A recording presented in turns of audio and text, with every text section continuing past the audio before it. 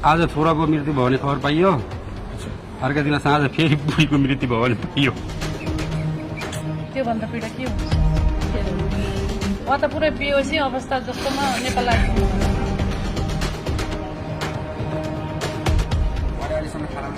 के खानुभयो?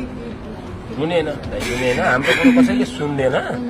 मसँग वसन्तको बुवा रोमस कालाथोकी हुनुहुन्छ। भर्खरै हिजो मात्रै मलेसियाबाट आउनु भएको छ।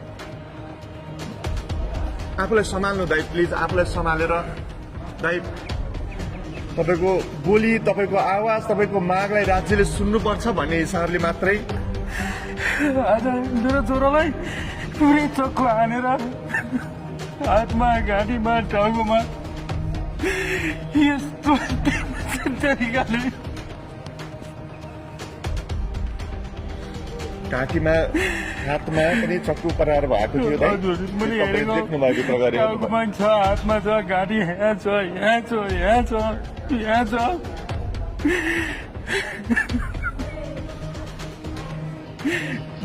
धेरै लापरवाही गरेर मारी गरेछ।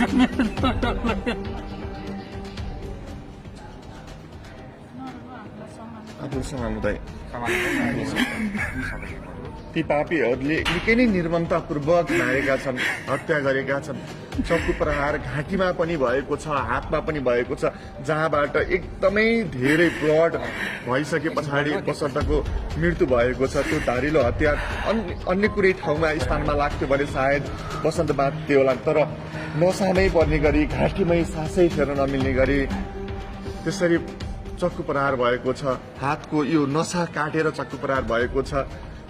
टोटल्ली त्यो रातभरि नै वसन्तलाई कसरी मार्ने, के गर्ने भनेर प्लानिङ बनाएको जस्तो देखिन्छ यो घटना। पुरै प्लानिङबद्ध यो घटना भएको छ। होस्टेलवाला पनि सायद मिले जस्तो लागेछ। त्यसमा पुरै अनुसन्धान गरेर तिनीहरूको कानुनी कारवाही अनुसार तिनीहरूलाई हदभन्दा हद लास्टैको तिनीहरूलाई चाहिँ कारवाहीको माग गर्छौँ म। अनि त्यसमा अब क्षतिपूर्ति पनि छ, किनभने अब हामी सबै केही छैन, अहिले हामीसँग केही छैन। सबै उजाडियो दाइ। जेठो छोरा फ्रान्स जाने तयारीमा थिए वसन्त।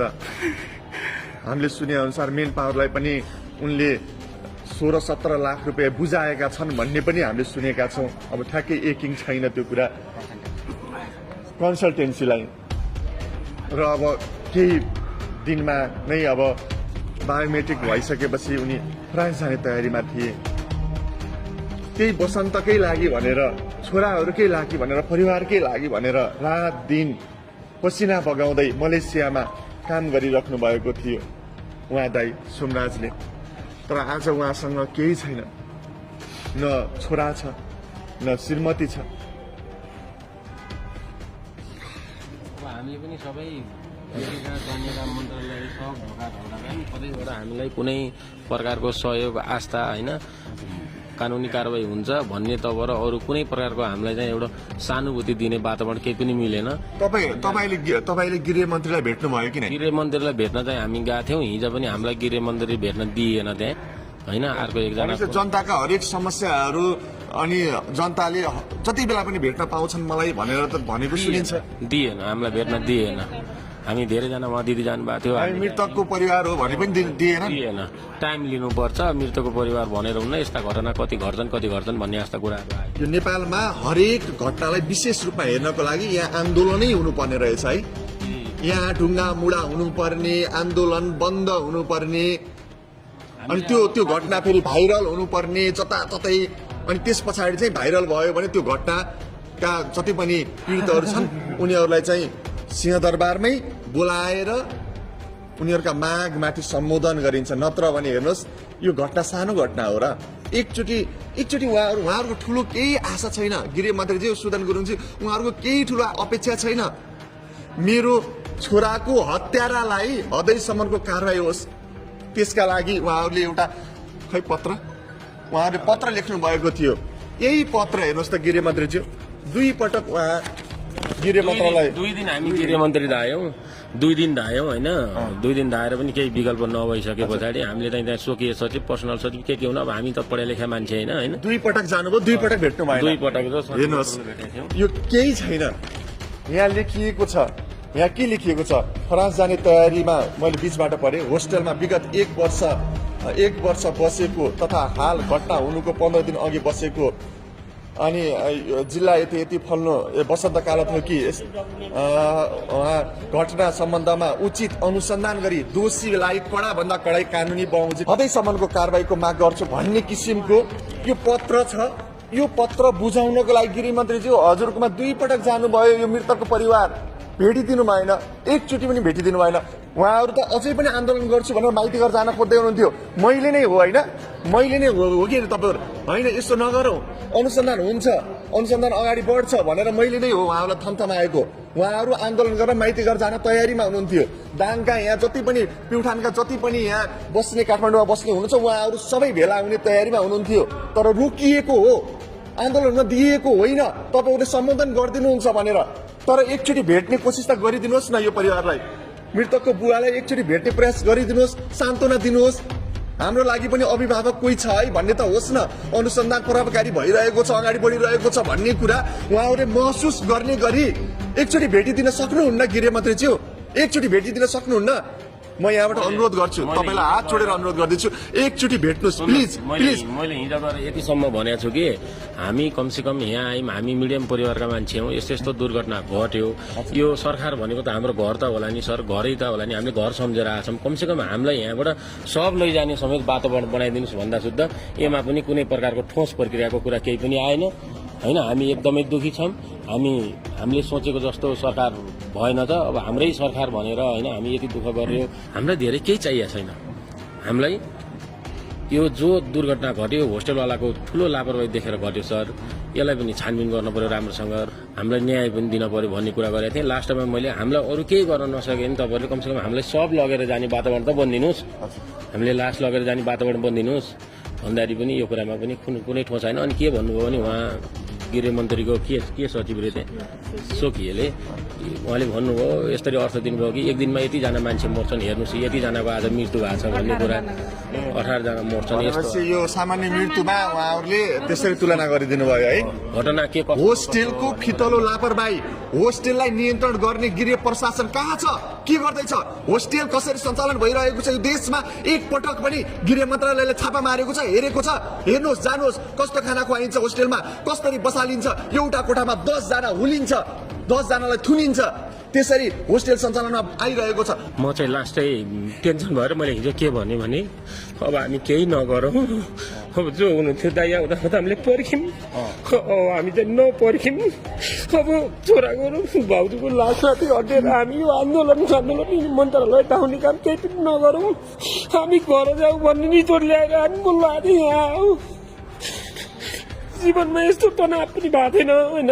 अब एउटा सरकार भनेको त एउटा घर जस्तो, अभिभावक जस्तो भन्ने सोचेर हामी धेरै धायौँ, अपेक्षा हामीले धेरै राखेका थियौँ, तर हामीले चाहिँ हाम्रो गुनासो सुन्ने पनि राम्रोसँग भएन। अनि मलाई बहुत चित्त दुख्यो। त्यहाँ पछाडि हामी अब के भन्नुभयो लास्टमा हाम्रो लीला दिदीले, कमसेकम यो पत्र हामीले गृहमन्त्रीले दिए भए चाहिँ हाम्रो भाइको अलिकति भए पनि मन शान्ति त हुन्थ्यो भन्ने कुरा गरिसके पछाडि हामीले त्यसपछि चाहिँ होइन तपाईँको दाइले ल्याएर आउनुहोस्, दाइसित दाइ आउनुभयो भने हामी भेटाइदिन्छौँ भन्ने कुरा। तपाईँको साथमा साथीहरू कोही हुनुहुन्थ्यो त्यहाँ? 2 जना साथीहरू राखिदिनु भएको थियो। 2 जना साथीहरूले चाहिँ केयर गर्नुभयो, बाहिर लग्ने भित्र ल्याउने। म त होसमा थिएँ कि थिएन मलाई केही पनि थाहा छैन। उयो आउने बेला ट्याक्सीमा ल ट्याक्सी आयो जाम भन्नुभयो, ल्याएर आउनुभयो, ल्याएर आएर फेरि एयरपोर्टमा एउटा नेपालीसँग भेटाइदिनु भयो। त्यस पछाडि त्यहाँ आएपछि अलिक धेरै मेरो दिमाग खुल्यो अनि त्यहाँबाट त्यस्तो भयो। उहाँ त के भयो मैले केही पनि थाहै पाइनँ, त्यस्तो भयो। अब आज छोराको मृत्यु भयो भने खबर पाइयो, अर्का दिन साँझ फेरि बुढीको मृत्यु भयो भने पाइयो। त्योभन्दा पहिला के हुन्छ? उहाँ त पुरै बेहोसी अवस्था जस्तोमा नेपाल आइपुग्नु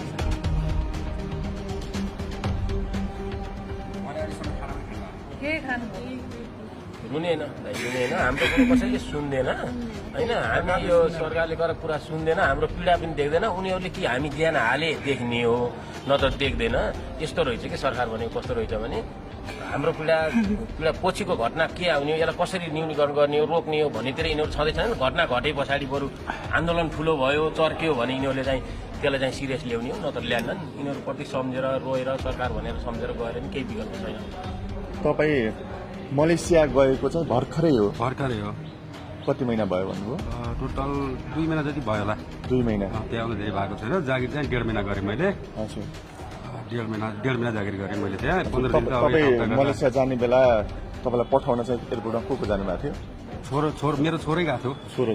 छोरो यही थियो, मेरो छोरो नै गएको मलाई लगेर एयरपोर्टमा छाड्न गएको छोरो छाड्न गएको। आज अहिले फर्केर आउने बेला त्यही छोरो छैन।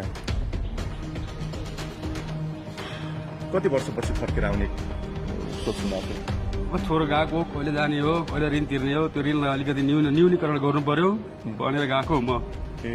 छोरोलाई फ्रान्स पठाउँला, त्यो फ्रान्स पठाउने बेला लाग्ने जति पनि खर्च छ त्यो मलेसिया काम गरेर तिरौला।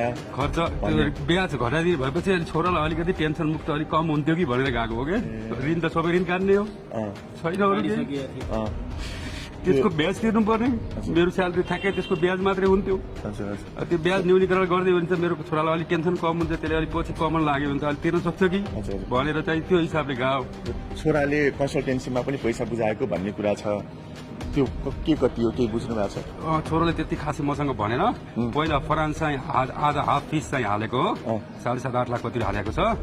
त्यसपछि 43,000 19,000 यस्तै गराइदिएको छ तिनीहरूलाई। अलिअलि त उसले भनिसकेको थियो। लगभग कति जति होला? लास्ट पालि कति दियो भन्ने कुरा थाहा भएन। भर्खर हो त्यसको डेट निक्लेको। डेट निक्लेपछि पैसा त भर्नुपर्छ बाबा भनेको थियो मलाई पनि। पैसा भर्न त कति पर्छ भनेर मैले सोधेन। अनि मम्मीलाई भनेको के कस्तो भएको छ पैसा त्यहाँ जम्मा भयो, के पुरा के भएको छ भन त भनेको। अब त्यस दिन सबै स्विच अफ भइगयो। सब लथालिङ्ग भइसक्यो। कम उहाँहरूको हिसाबमा कति उहाँहरूले सुरुदेखि अब अन्तिम भइसकेको थियो नि त पठाउनलाई। 30-35 लाख रुपियाँ उहाँहरूले ऋण सापट्टि गरेर पठाउनु भएको छ। त्यो पैसाको 1 रुपियाँ पनि हिसाब किताब किन भन्ने मान्छे मरिहाल्यो। अब कसले भन्छ प्रुफ कहाँ भेटिन्छ र? कहीँ आमा पनि मरिहाल्यो, ऊ त पठाउने ऋण खोज्ने पठाउने आमा, यता कन्सल्टेन्सीमा यताउति बुझाउने छोरो, दुइटै छैन। अब सबै कन्सल्टेन्सीले हामीसँग चाहिँ कुराकानीमा स्वीकार गरेको चाहिँ 6-7 लाख जति नेपाली भनेर कन्सल्टेन्सीले मसँगै स्वीकार गरेको कुरा त मसँग प्रुफ पनि छ, मसँग अडियो पनि छ, उहाँको प्रुफ पनि छ। कमेन्ट इन्टरनेसनल भन्ने कन्सल्टेन्सी रहेछ। मैले उहाँको सञ्चालकसँग पनि कुरा गरिसकेको छु। तर त्यसभन्दा पनि अझै धेरै पैसा बुझाएको भन्ने कुराहरू पनि खुल्दै आएको छ। त्यस विषयमा कमेन्ट इन्टरनेसनलले झुट नबोलिकन जे हो जति कमेन्ट इन्टरनेसनललाई बुझाइएको हो, बसन्तले जति पैसा बुझाएका हुन् त्यो झुट नबोलिकनै तपाईँले यति हो भनेर दिइदिनु होला, पीडितलाई दिइदिनु होला भनेर भन्न चाहन्छु मैले। यदि फेरि अब स्टेटमेन्टहरू हेर्दा अनुसन्धान हुँदै जाँदा तपाईँलाई अझै धेरै पैसा बुझाएको, पर्सनल्ली बुझाएको पनि हुन सक्ला। त्यो कारणले गर्दा त्यस्तो यदि पछिल्ला दिनहरूमा फेरि फेला पर्दै गयो भने फेरि कानुन बमोजिम तपाईँमाथि पनि कारवाही हुन सक्ला। त्यो कारणले गर्दा तपाईँले चाहिँ एउटा कुरा के बुझिदिनु भने जति पैसा तपाईँले बुझ्नु भएको छ त्यो पैसा रिटर्न गरिदिनु होला पनि भन्न चाहन्छु यहाँदेखि मैले। हामीले अनुसन्धान क्रममा अहिले बाबु बस्ने कोठाहरू पनि सिल गरेका पुलिसले खोल्न दिएको छैन। अब कतिपय क्यास कारोबारहरू पनि गरेको छ कि भन्ने हामीलाई आशंका छ। क्यास कारोबार यदि गरेको छ भने त भाउचरहरू पनि भेटिन्छ होला, भेटिन सक्छ अथवा नभेटिन नि सक्छ होइन। उहाँहरूले चाहिँ इमान्दारितापूर्वक मैले यति लिएको थिएँ भनेर हामीलाई चाहिँ भनिदिनु भयो भने चाहिँ राम्रो।